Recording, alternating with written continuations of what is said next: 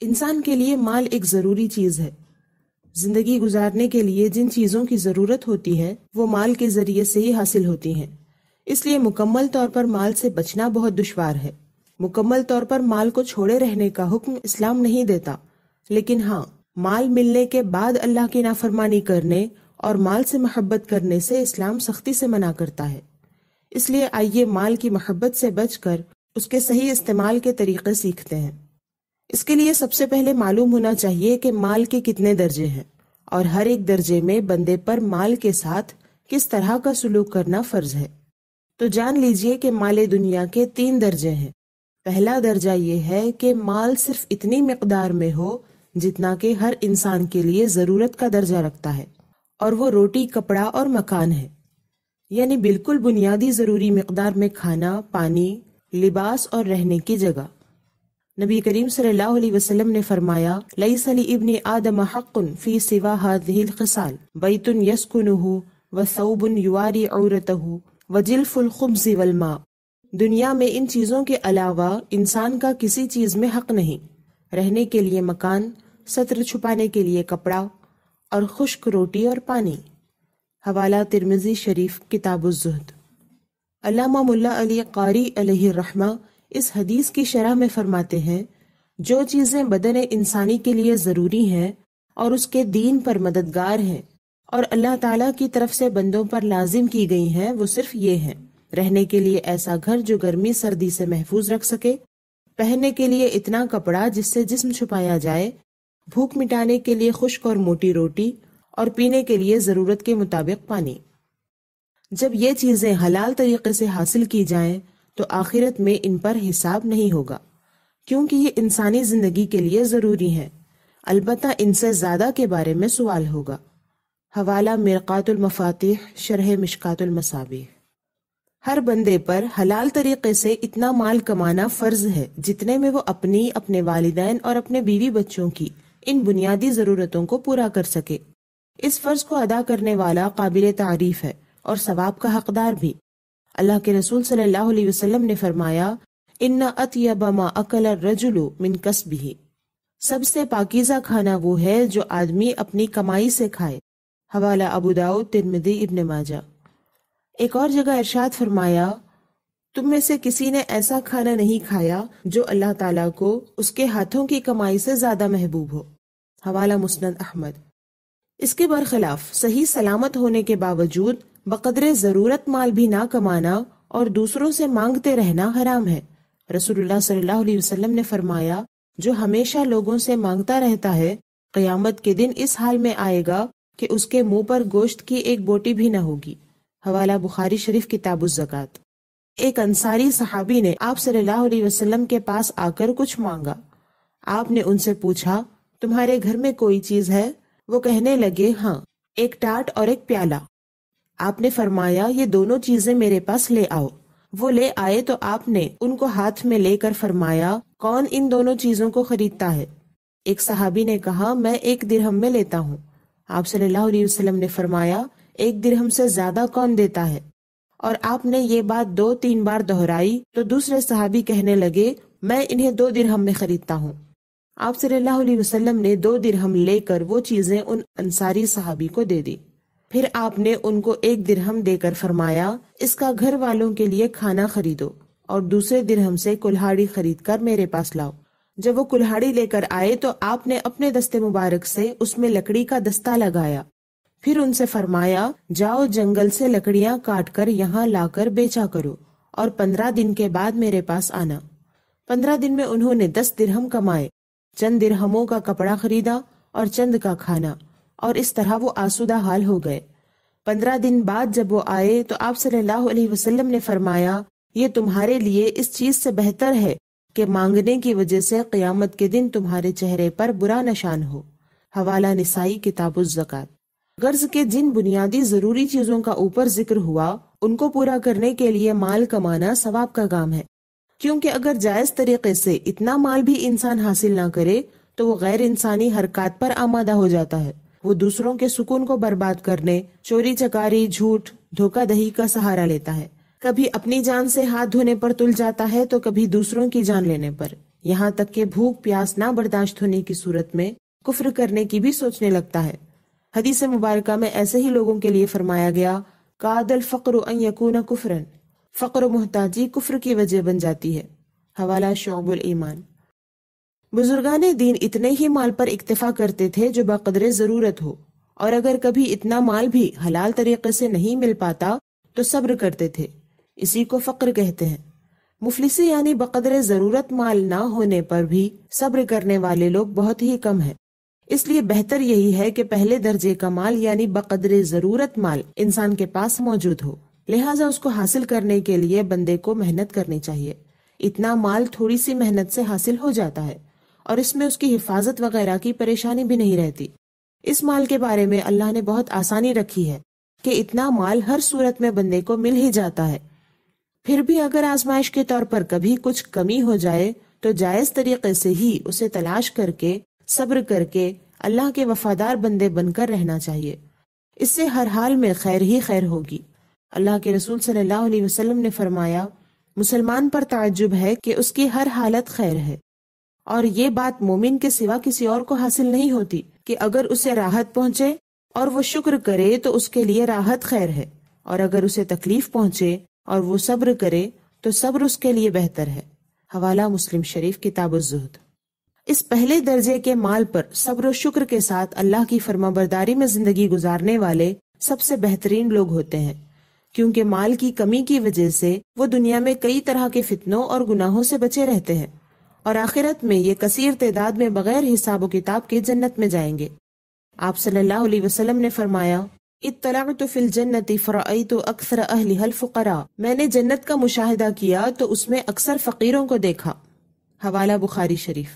فقیروں کی تعداد جنت میں اس لیے زیادہ ہوگی کہ ان کے پاس اتنا مال نہیں ہوتا جس کے سبب وہ بدعمالیوں کی طرف مائل ہو سکیں، کیونکہ عموماً مال کی کثرت ہی گناہوں کی وجہ بنتی ہے، اور عام طور پر یہی دیکھا جاتا ہے کہ اکثر غریب لوگ ہی دین پر عمل کرنے والے ہوتے ہیں۔ آج بھی دیکھ لو کہ علماء، حفاظ، وقت پڑنے پر غازی، شہید، اکثر یہ سب غریب لوگ ہی ہوتے ہیں۔ اب بھی مسجدیں، دینی مدرسے غریبوں کے دم سے آباد ہیں۔ امیروں نے تو کالج، سنیما، کھیل تماشے آباد کر رکھے ہیں۔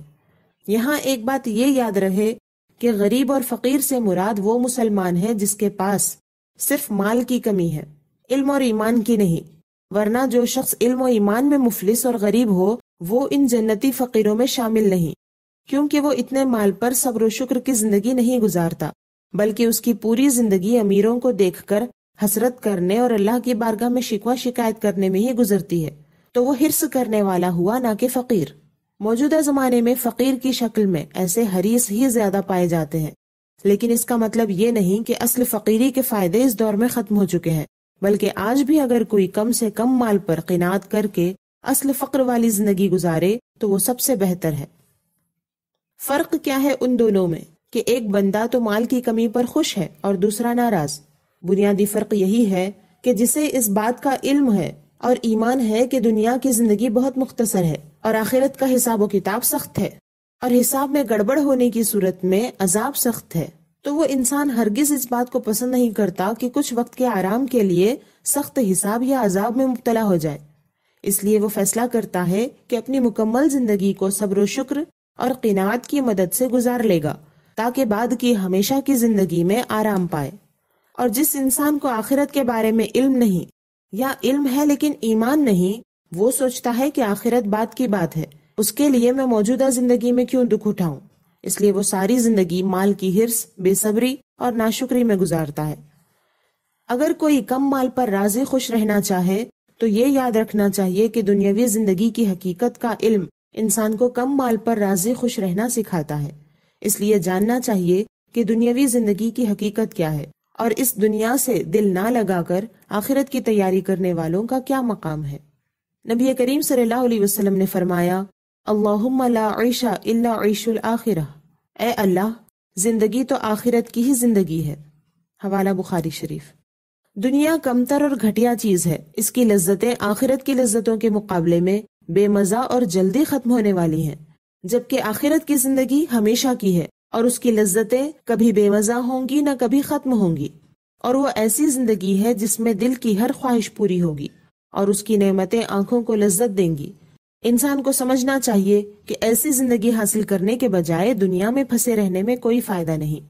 رسول اللہ صلی اللہ علیہ وسلم نے فرمایا، مَا الدُّنْيَا فِي الْآخِرَةِ إِلَّا مِثْلُ مَا يَجْعَلُ أَحَدُكُمْ إِصْبَعَهُ فِي الْيَمِّ فَلْيَنْظُرْ بِمَا يَرْجِعُ۔ آخرت کے مقابلے میں دنیا کی مثال ایسی ہے جیسے تم میں سے کوئی اپنی انگلی سمندر میں ڈالے، پھر دیکھے کہ وہ کتنا پانی لے کر لوٹتی ہے۔ حوالہ مسلم شریف۔ یہ مثال صرف سمجھانے کے لیے ہے، ورنہ ختم ہونے والی دنیا کی ہمیشہ رہنے والی آخرت سے وہ نسبت بھی نہیں جو بھیگی انگلی کی تری کو سمندر سے ہے۔ آخرت کے مقابلے میں دنیا اس سے بھی کمتر اور جلد ختم ہونے والی ہے، اس لیے کسی کے لیے مناسب نہیں کہ وہ یہاں کے مال پر اترائے، اور نہ ہی یہ مناسب ہے کہ کوئی مال کی تنگی پر شکوہ شکایت کرے، بلکہ چاہے وسعت ہو یا تنگی، دونوں حالتوں میں یہی کہے کہ زندگی تو آخرت کی ہی زندگی ہے۔ قیامت کے دن جہنم والوں میں سے ایک شخص کو لایا جائے گا جو دنیا میں بہت ناز و نعمت والوں میں رہا ہوگا، اور اسے جہنم میں ایک غوطہ دیا جائے گا، یعنی ڈبو کر نکالا جائے گا۔ پھر اس سے کہا جائے گا، اے ابن آدم، کیا کبھی تو نے کوئی بھلائی دیکھی تھی؟ کیا تجھے کبھی کوئی نعمت حاصل ہوئی تھی؟ وہ کہے گا، اللہ کی قسم نہیں اے میرے رب۔ اور پھر جنت والوں میں سے ایک شخص کو لایا جائے گا جو دنیا میں سخت تنگ دست رہا تھا، اسے جنت میں ایک غوطہ دیا جائے گا۔ پھر اس سے کہا جائے گا، اے ابن آدم، کیا تو نے کبھی کوئی تکلیف دیکھی تھی؟ کیا تجھ پر کبھی کوئی سختی آئی تھی؟ تو وہ کہے گا، اللہ کی قسم نہیں اے میرے رب، مجھ پر کبھی تنگ دستی نہیں آئی اور نہ ہی میں نے کبھی کوئی سختی دیکھی ہے۔ حوالہ مسلم شریف۔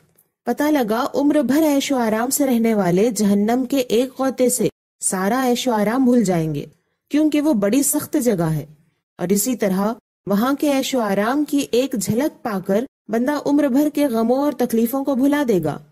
اس لیے انسان کو چاہیے کہ مال کی کمی کی وجہ سے ہونے والی مشقت اور تکلیف کو برداشت کرتے ہوئے، اللہ کی فرما برداری کرتے ہوئے جنت کی تیاری کرے، اس کی طرف دل لگائے، نہ کہ مشکلوں سے گھبرائے۔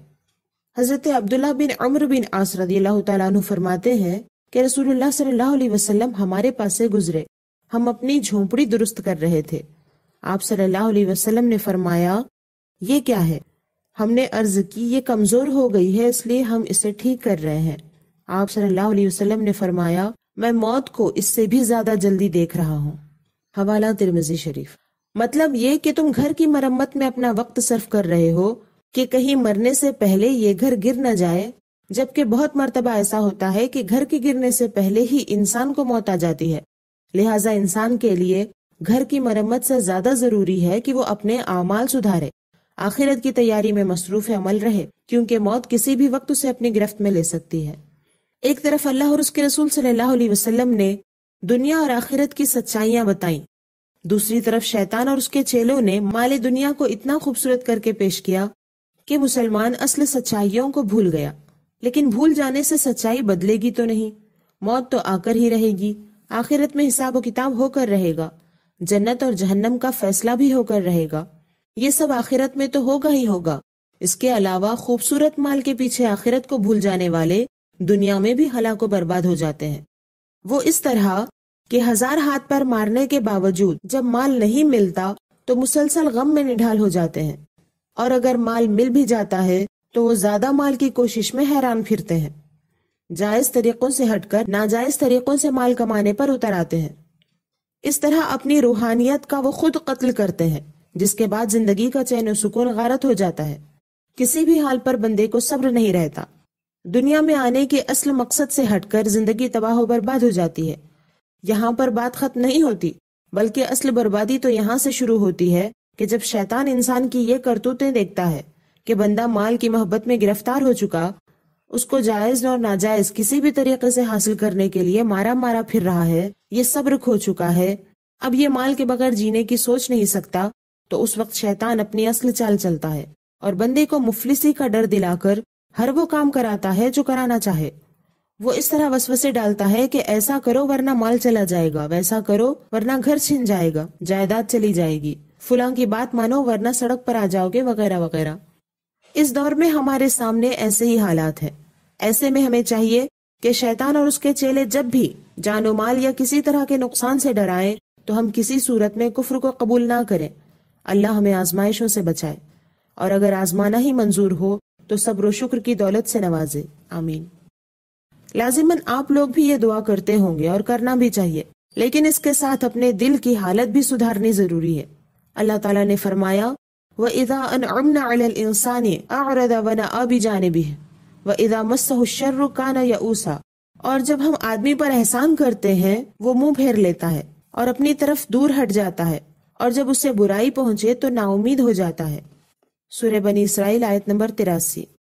معلوم ہوا آرام اور راحت کے وقت اللہ کو بھول جانا اور صرف مصیبت میں لمبی دعائیں مانگنا، اور اگر دعا قبول ہونے میں دیر ہو جائے تو مایوس ہو جانا، یہ کافر یا غافل ہونے کی علامت ہے۔ مسلمانوں کو چاہیے کہ ان تینوں عیبوں سے پاک صاف رہیں۔ غریبوں میں مال کی حرص بڑھنے کی ایک وجہ جاہل امیر لوگ بھی ہیں۔ وہ غریبوں فقیروں کی قدر و عافیت کو نہیں سمجھتے کہ ان کا کم مال ان کو کئی طرح کی برائیوں سے بچا کر رکھا ہوا ہے، اور اللہ کی بارگاہ میں وہ مالداروں سے بہتر ہوں گے، بلکہ وہ مالدار مال کی محبت کی وجہ سے غریبوں کو ذلت کی نظر سے دیکھتے ہیں۔ اس ذلت سے بچنے کے لیے کم علم والے غریب امیروں کے برابر ہو کر دکھانے کی کوشش میں حرص کا شکار ہو جاتے ہیں۔ بہرحال ہم میں سے جو کوئی اس درجے کا مال رکھتا ہو کہ بس جینے بھر کے لیے کھانا ہے، آج ہے تو کل کا پتہ نہیں، آسرے کے لیے کوئی مکان میں رہتے ہیں، چاہے کرائے پر ہو یا اپنی جگہ پر بنایا ہوا ہو، چھوٹا سا ہی ہو جو گرمی سردی اور بے پردگی سے بچنے کے لیے کافی ہو، اور بدن چھپانے کی مقدار میں کپڑا موجود ہو، بس اتنا سا مال ہو تو پریشان ہونے کی کوئی ضرورت نہیں۔ اس سے زیادہ مال کمانے کی حرص میں دنیا کی ریس میں شامل ہونے کی بھی کوئی ضرورت نہیں۔ یہ کوئی سمجھداری والا کام نہیں۔ ہاں، اس حال میں اپنے اندر اللہ کی فرما برداری کرنے، صبر و شکر کرنے اور اللہ کی رضا میں راضی خوش رہنے کی صفت پیدا کرنے کی ضرورت ہے۔ ہمیں اس کی طرف توجہ دینی چاہیے۔ اگر یہ کر پائیں تو یقیناً مالداروں سے زیادہ سمجھدار، عزت دار اور کامیاب رہیں گے۔ یہ تو تھا مال کا پہلا درجہ۔ مال کا دوسرا درجہ یہ ہے کہ وہ حاجت کی مقدار میں ہو۔ یہ مقدار ضرورت سے کچھ زیادہ مال ہے۔ اس میں گھر کے ساتھ بقدر ضرورت گھر کا سامان داخل ہے، روٹی میں سالن شامل ہے، پانی میں دودھ، لسی وغیرہ داخل ہے جن کی کبھی ضرورت پڑتی ہے۔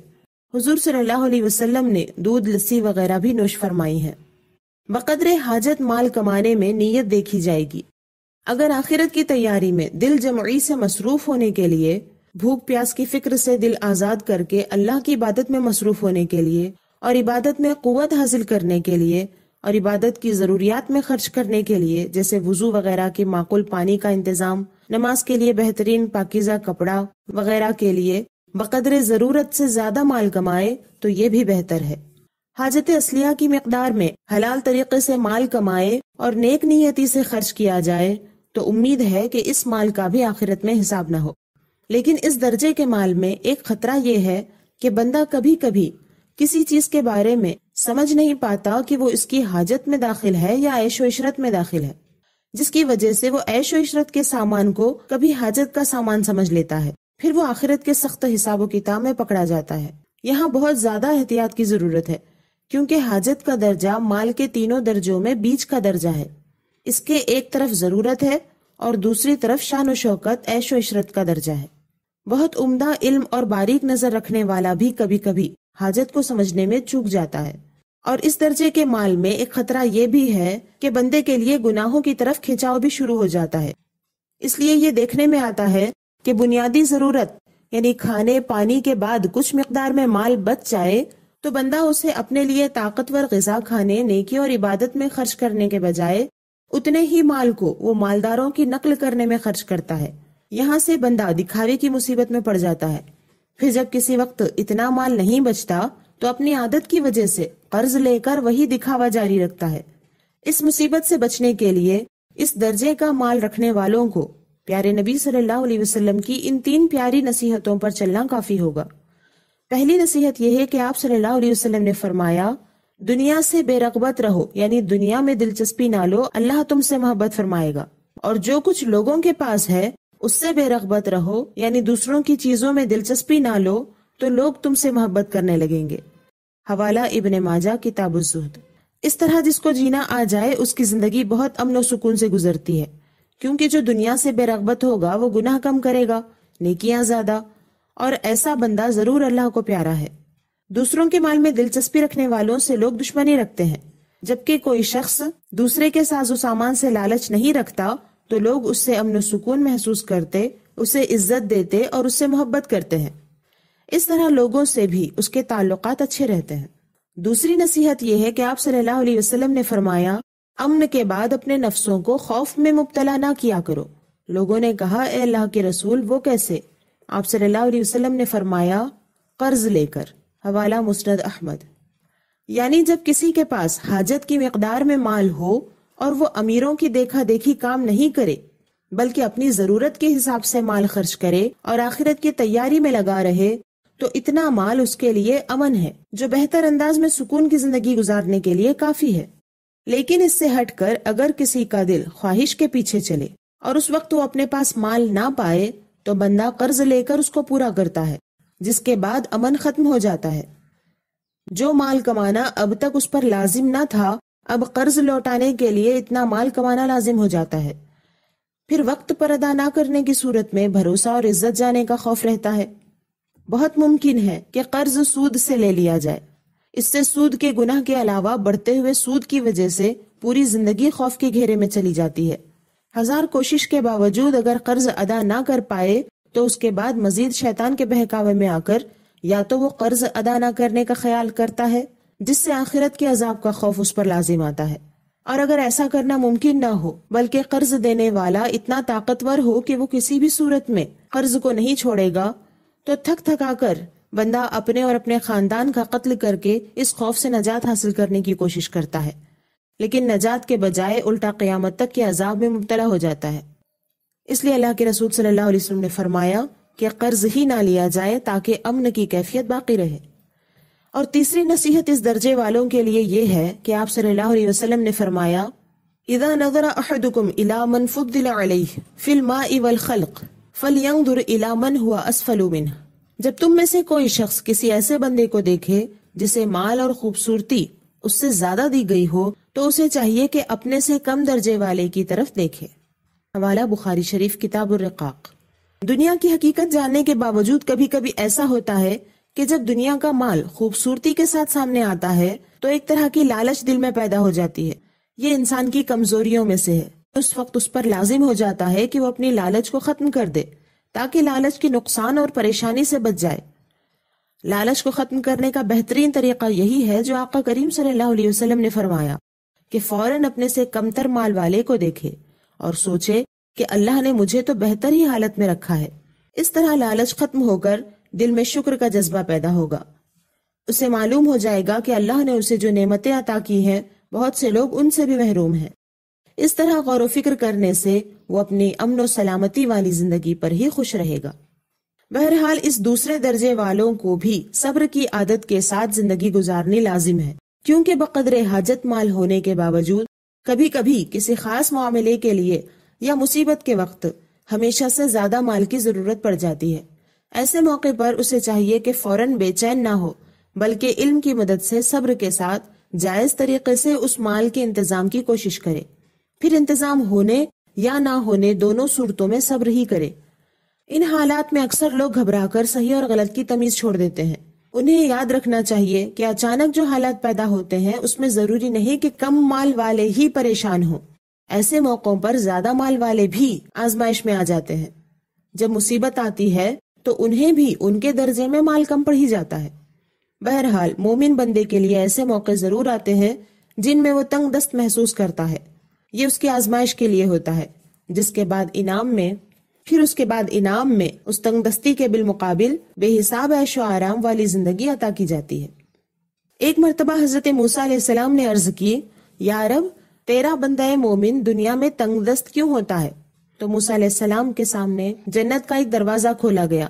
جب انہوں نے اس کی نعمتیں دیکھی تو اللہ نے فرمایا، اے موسیٰ، یہ وہ نعمتیں ہیں جنہیں میں نے اپنے مومن بندے کے لیے تیار کیا ہے۔ اس پر موسیٰ علیہ السلام نے عرض کیا، یا رب، تیری عزت و جلال کی قسم، اگر تیرا بندہ پیدائشی طور پر ٹنڈا اور لولا اور لنگڑا ہو اور جب سے تو نے اسے پیدا کیا اس وقت سے لے کر قیامت تک اسے منہ کے بل گھسیٹا گیا ہو، یعنی اتنی زیادہ مصیبتیں اسے دنیا میں ملی ہوں، پھر آخر میں اس کا ٹھکانہ یہ ہو جو تو نے دکھایا ہے، تو گویا اس کے لیے تو ایسی بات ہے جیسے کہ اس نے کبھی کوئی پریشانی دیکھی ہی نہیں۔ پھر موسیٰ علیہ السلام نے عرض کیا تیرے کافر بندے کے لیے دنیا اتنی کشادہ کیوں ہے؟ انہیں دنیا میں زیادہ پریشانیاں کیوں نہیں ہوتی؟ تو آپ علیہ السلام کو جہنم کا ایک دروازہ کھول کر دکھایا گیا اور فرمایا گیا اے موسیٰ میں نے اس کے لیے یہ عذاب تیار کیا ہے۔ تو موسیٰ علیہ السلام نے عرض کیا یا رب تیری عزت و جلال کی قسم، جس دن سے تو نے اسے پیدا فرمایا ہے اگر وہ اس دن سے قیامت تک دنیا میں خوب خوشحال رہے پھر آخر میں اس کا ٹھکانہ یہ ہو تو وہ ایسا ہے جیسا اس نے کوئی بھلائی نہیں دیکھی۔ حوالہ مسند احمد۔ رسول اللہ صلی اللہ علیہ وسلم نے فرمایا الدنیا سجن المؤمن و جنت الکافر، دنیا مومن کے لیے قید خانہ اور کافر کے لیے جنت ہے۔ حوالہ مسلم شریف۔